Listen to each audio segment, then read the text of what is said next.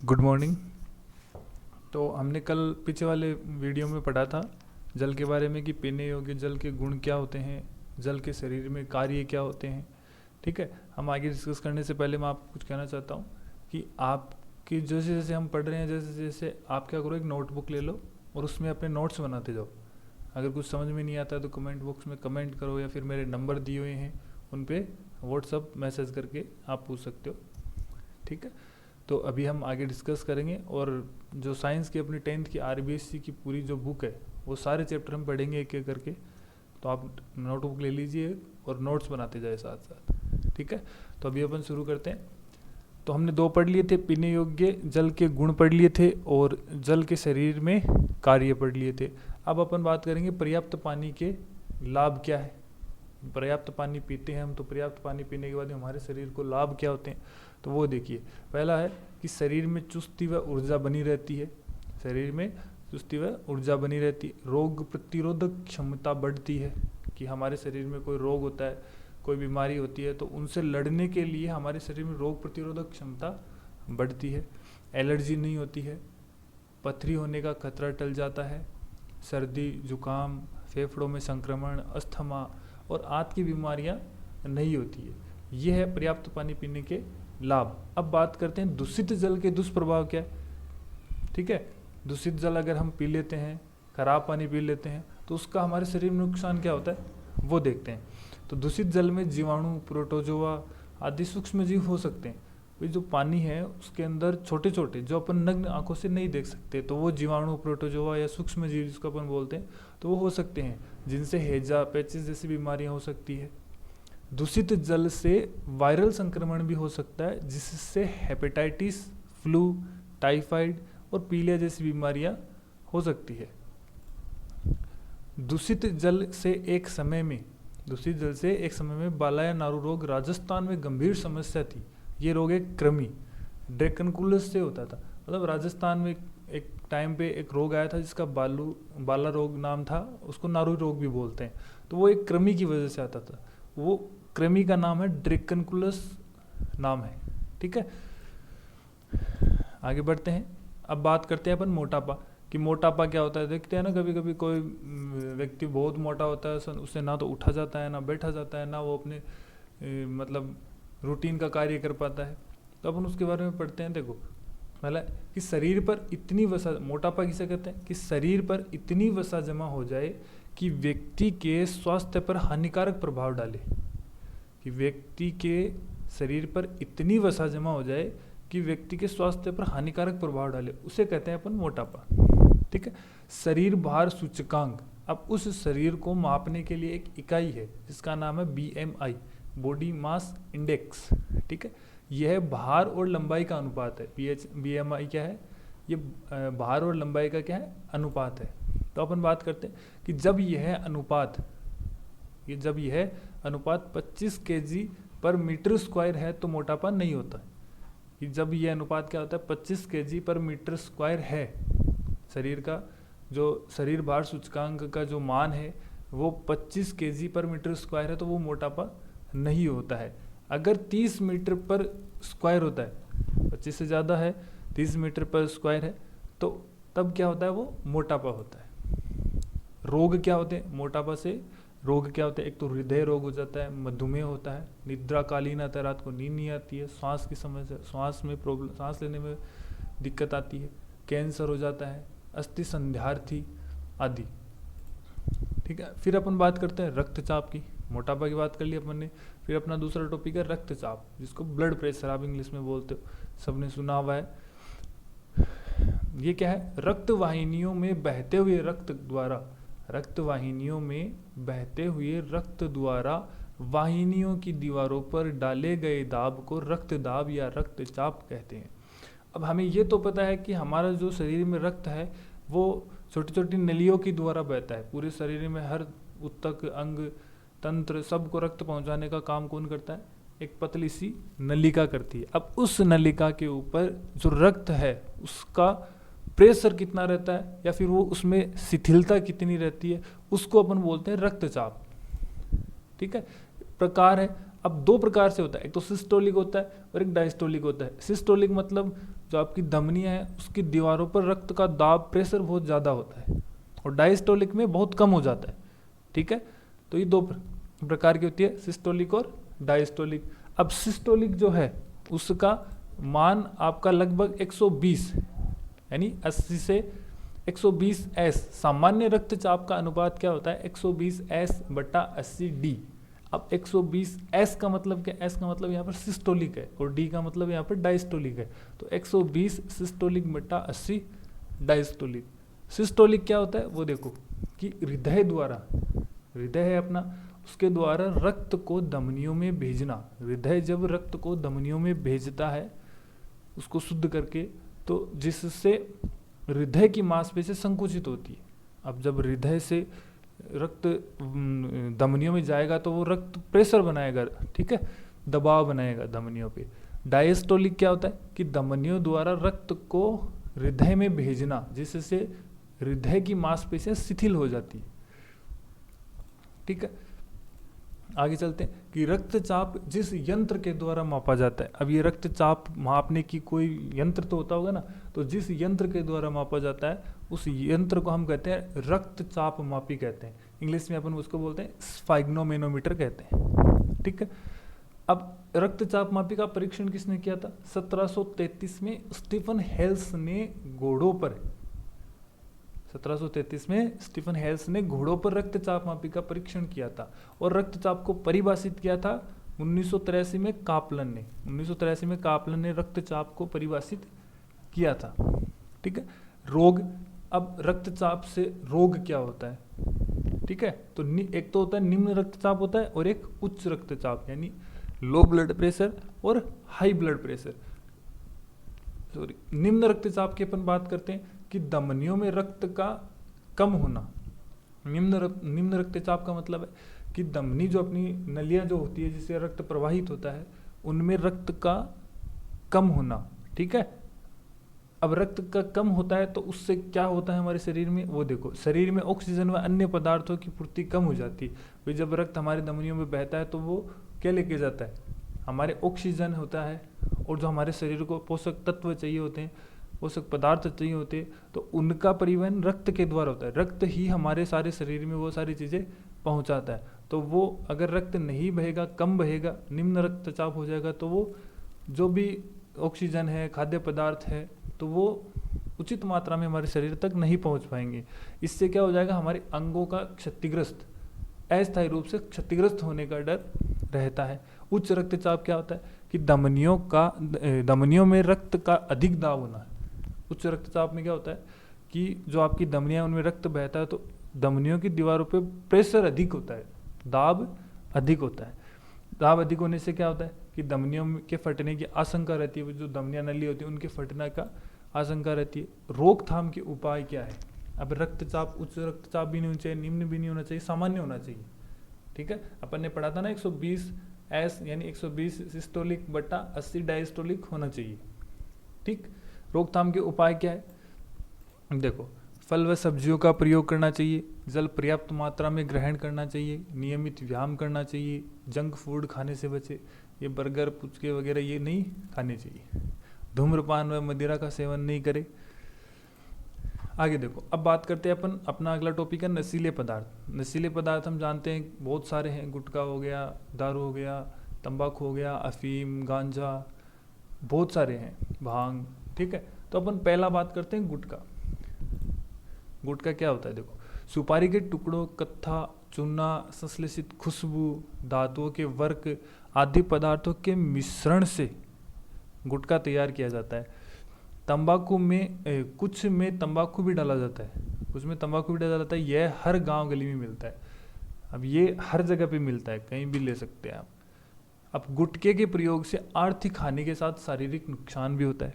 अब गुटखा खाने से या फिर कोई नशीला पदार्थ खाने से शरीर की कोई फायदा तो होगा नहीं, होगा तो नुकसान ही।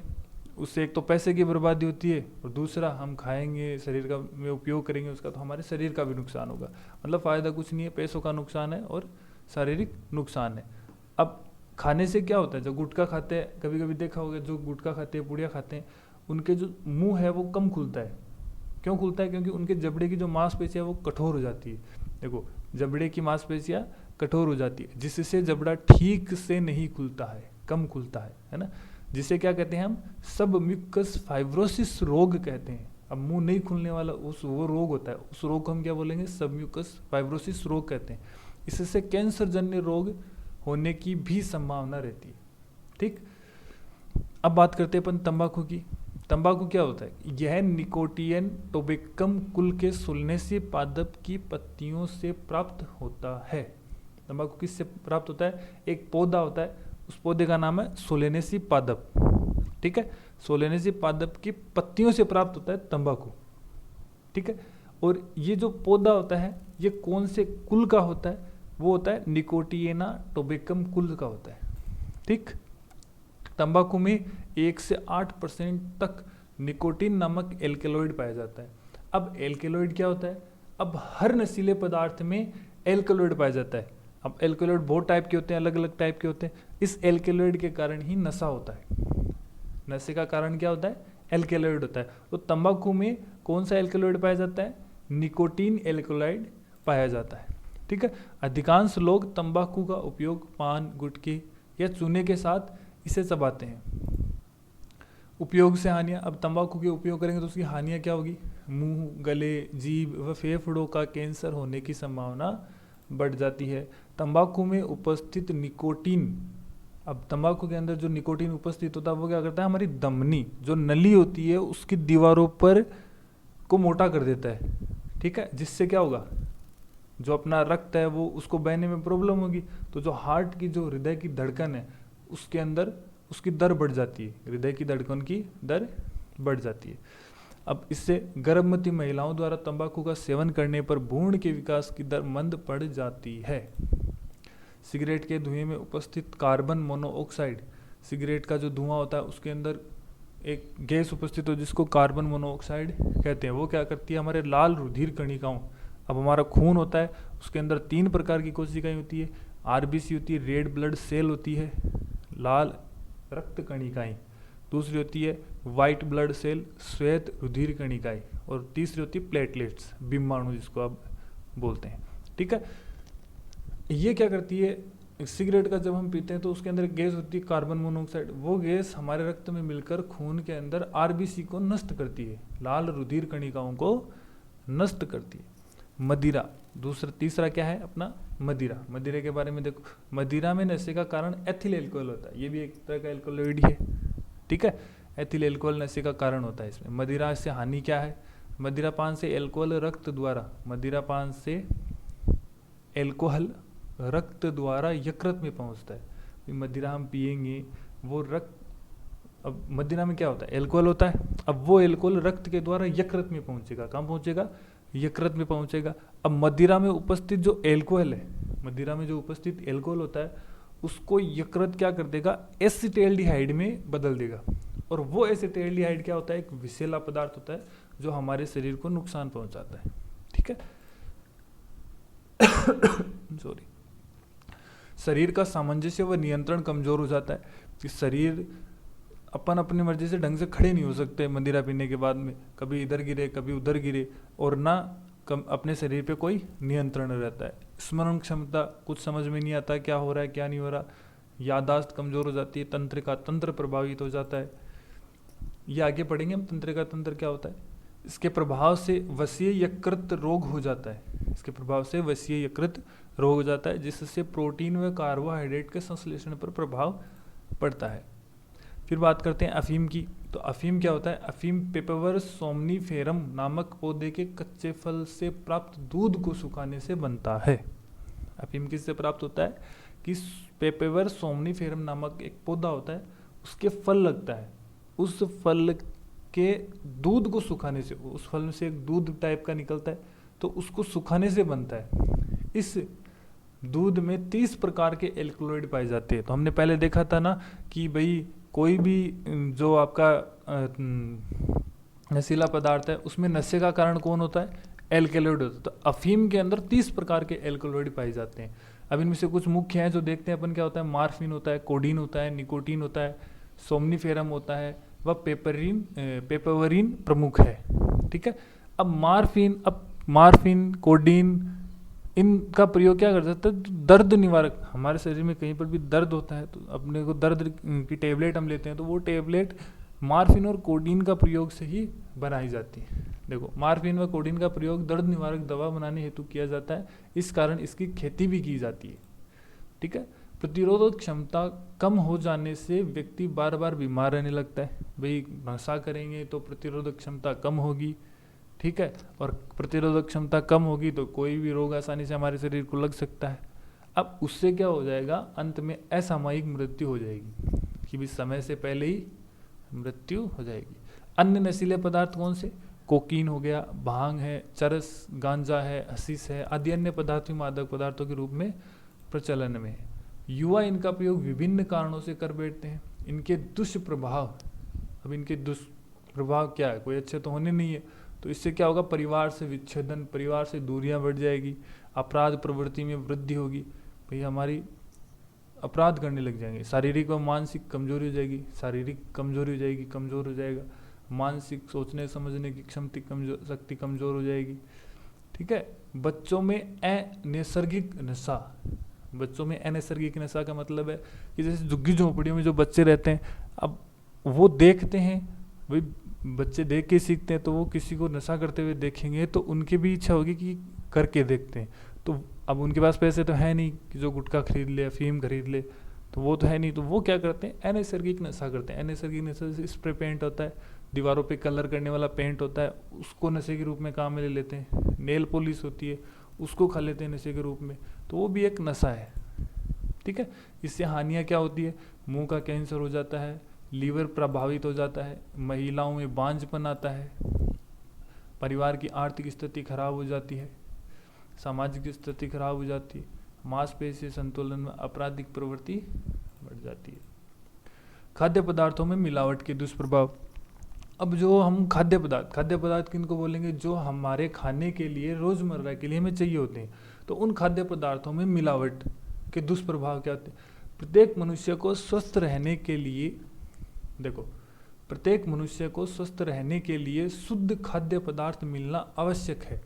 जो पदार्थ हम भोजन के रूप में ले रहे हैं वे शुद्ध नहीं है तो हमारा शरीर विभिन्न प्रकार के विकारों की से ग्रसित हो सकता है। विकारों का मतलब बहुत सारी बीमारियां हो सकती है। आज जन सामान्य के बीच एक धारणा बनती जा रही है कि बाजार में मिलने वाली हर चीज में कुछ न कुछ मिलावट जरूर है। जन सामान्य की चिंता स्वाभाविक भी है और मिलावट का कहर ज़्यादा हमारी चीज़ों पर ही पड़ रहा है। पहला है कोल्ड ड्रिंक। अब कोल्ड ड्रिंक में क्या क्या मिलावट होती है? देखो, कोल्ड ड्रिंक कई सारे तत्वों से मिलकर बनाते हैं, कुछ बहुत सारी चीज़ें उसमें डालते हैं तब जाके कोल्ड ड्रिंक बनाते हैं। हम तो पी लेते हैं, पता है नहीं। देखो क्या होता है कि हमारे देश में कोल्ड ड्रिंक में मिलाए जाने वाले तत्वों के कोई मानक निर्धारण न होने से इसमें मिलाए जाने वाले तत्वों की मात्रा कितनी होनी चाहिए इसकी जानकारी सरकार तक को नहीं है। कोल्ड ड्रिंक बनाने की जो प्रक्रिया होती है उसमें कौन सा तत्व कितनी मात्रा में होना चाहिए जिससे हमारे शरीर को नुकसान नहीं हो, इसका कोई नियम निर्धारित नहीं है और ना इसकी जानकारी सरकार को है। कोल्ड ड्रिंक में मिलाए जाने वाले हानिकारक पदार्थ एवं उनके दुष्परिणाम क्या है? देखो, कोल्ड ड्रिंक्स में पाए जाने वाले लिनेन, डीडीटी, मेलाथियान और क्लोरोपाइरिफोस कैंसर, ये सारे क्या करते हैं? अपने कोल्ड ड्रिंक में मिलाए जाते हैं और ये इससे क्या होता है? कैंसर होता है, स्नायु, प्रजनन संबंधी बीमारियां और प्रतिरक्षा तंत्र में खराबी के लिए जिम्मेदार माने जाते हैं। कोल्ड ड्रिंक के निर्माण के समय इसमें फॉस्फोरिक अम्ल डाला जाता है जो दांतों पर सीधा प्रभाव डालता है। उसमें लोहे तक को गलाने की क्षमता होती है। इसमें मिला इथिलीन ग्लाइकोल रसायन पानी को 0 डिग्री तक जमने नहीं देता है। बताओ, एथिलीन ग्लाइकोल एक तत्व होता है, रासायनिक तत्व होता है जिसको आप पानी में मिला देंगे तो 0 डिग्री तक वो जमने नहीं देगा उस पानी को। भाई अपन फ्रीज में पानी रख देते हैं तो टेम्परेचर कम होता है तो वो जम जाता है। अगर ये इथिल ग्लाइकोल उस पानी में मिला देंगे और अपन फ्रीज में रखेंगे तो वो पानी 0 डिग्री तक जमने नहीं देगा इस पानी को। ठीक है, इसे आम भाषा में मीठा जहर भी कह सकते हैं। बोरिक, इरिथ्रोब्रिक और बेंजोइक अम्ल मिलकर कोल्ड ड्रिंक्स को अति अम्लता प्रदान करते हैं जिससे अब ये सब भी कोल्ड ड्रिंक में मिलाए जाते हैं, जिससे पेट में जलन होता है, खट्टी डकारें आती है, दिमाग में सनसनी, चिड़चिड़ापन, एसिडिटी और हड्डियों के विकास में अवरोध उत्पन्न हो जाता है। अब बात करते हैं दूध की। दूध क्या होता है कि आजकल दूध में स्वास्थ्यवर्धक द्रव्य न होकर मिलावटी तत्वों का नमूना होकर रह गया है, जिसके उपयोग से लाभ कम हानियाँ ज़्यादा है। दूध में मिलाए जाने वाले पदार्थ कौन से? देखो, यूरिया मिलाया जाता है, डिटर्जेंट में मिलाया जाता है, सोडा मिलाया जाता है, पोस्टर कलर और रिफाइंड तेल भी मिलाया जाता है। ठीक है। मिलावट दूध के दुष्परिणाम क्या है? मिलावटी दूध पीने से आंखों पर सूजन आ जाती है, यकृत एवं किडनी की बीमारियां हो जाती है, गर्भवती महिलाओं में हृदय रोग एवं रक्तचाप अनियमित हो जाता है। मिलावटी दूध छोटे बच्चों के लिए अत्यंत हानिकारक होता है। मिलावटी दूध से मानव का शरीर बीमारियों का घर बन जाता है।